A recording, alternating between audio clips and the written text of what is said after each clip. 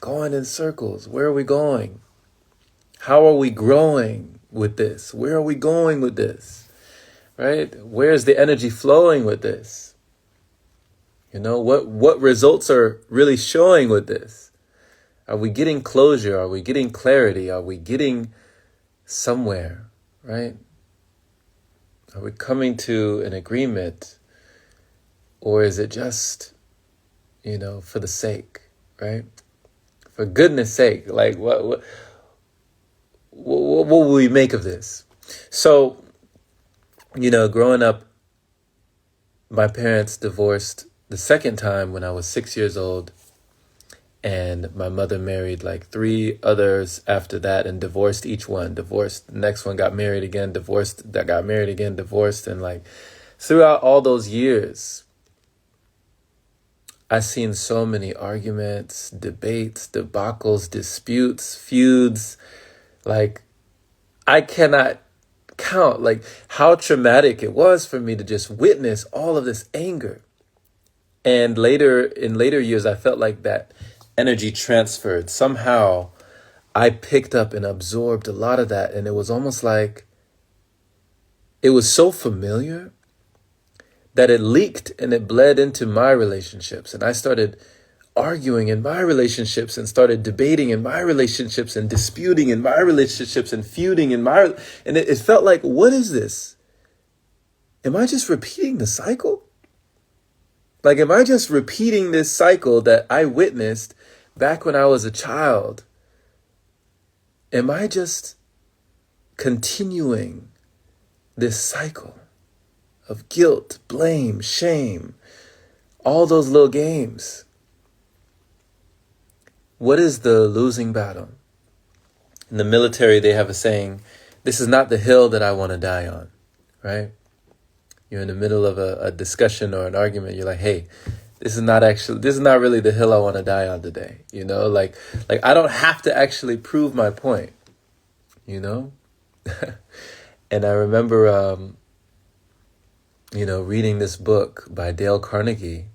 It was called How to Win Friends and Influence People. And it changed my whole entire life when I read this book. One chapter in this book, How to Win Friends and Influence People. Shout out to Dale Carnegie. The chapter was like, How to Win an Argument. And the title was it was like misleading. It was a trick title. It was a trick. It's like, How to Win an Argument. I said, okay, let me read further. And it said, you win an argument by not having one. I said, how is that? Right? It was backwards. It was paradoxical. It was like, ding, you win an argument by not having one in the first place. That's like, it was like, why did I never see that before? It said the one convinced against their will is of the same opinion still. It said that even if you win, you still lose. Because there might be resentment, right? There might be little remnants of like hurt and heartache and like you had to have something to prove. You thought you won, but you actually lose. So it said the best way to win an argument is by not having one. And I never forgot that lesson. And after I read that, I had to read it a few more times just to let it soak in, just to let it really marinate, like SpongeBob, just absorbing this information, right? And I tested it out. I tested out the theory. And sure enough, doggone it, the theory is true.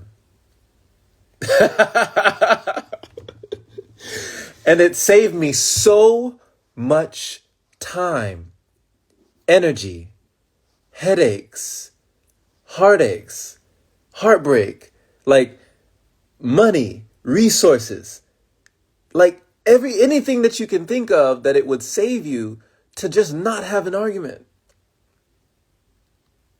Just save yourself like the trouble. They say arguing with a fool only proves that there are two. Right? Ding, ding, right? Look, happy birthday. Right? It said arguing with a fool only proves that there are two. Because you think that he's a fool, but hey, so are you. Right?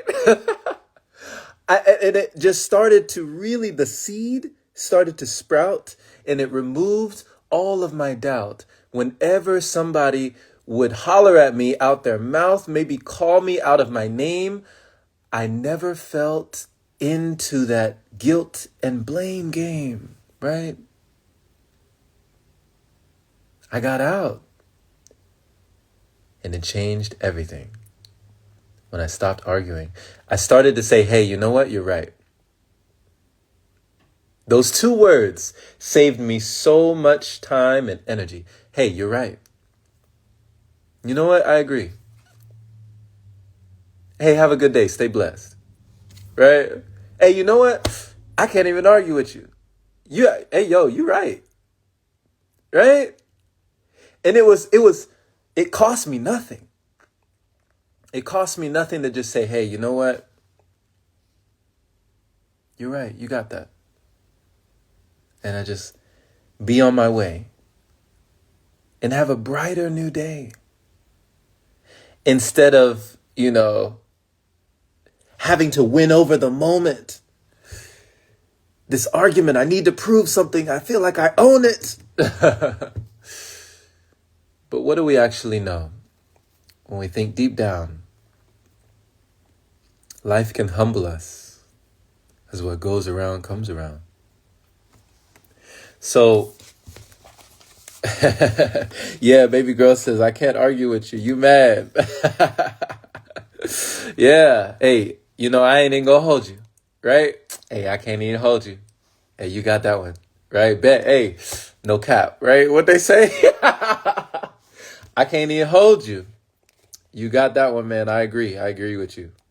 You're right. You know what? You're right. Those two words can save you a lot of time and energy. So letting go.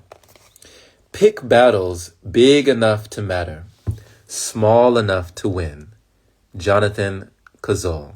It's kind of like how they say, when somebody's playing poker, know when to hold them, know when to fold them, right? Sometimes you need to bow out like, I'll wait on the next hand. I'm good on this hand, right? The flip side of don't sweat the small stuff is fighting for the things we care about. At the same time, we should try to avoid battles we have absolutely no chance of winning. And what I learned from that book is when it comes to arguing, there's really no chance to win. It's really a lose-lose.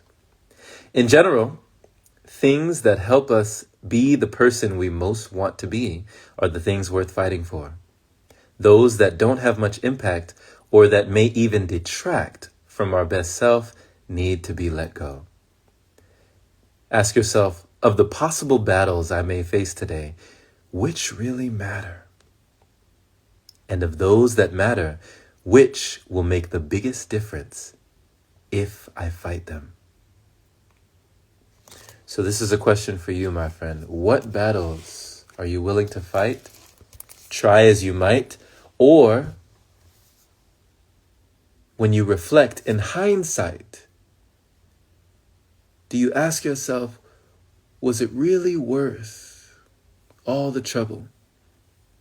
Could I have just stayed in my bubble, Let bygones be bygones. Not that they're right and I'm wrong, or I'm wrong and they're right, but that everything is okay. I can just walk away and have a brighter new day, right? What battles are you willing to fight in life? that would be worth less stress and less strife for you. Just this simple little lesson can be such a blessing. So much love, my friend. Thank you so much for listening. Thank you for listening, my friend. Thank you for choosing to hear it. Keep that grateful, thankful spirit. And may the rest of your life be the best of your life. So much love. And we'll see you again very soon.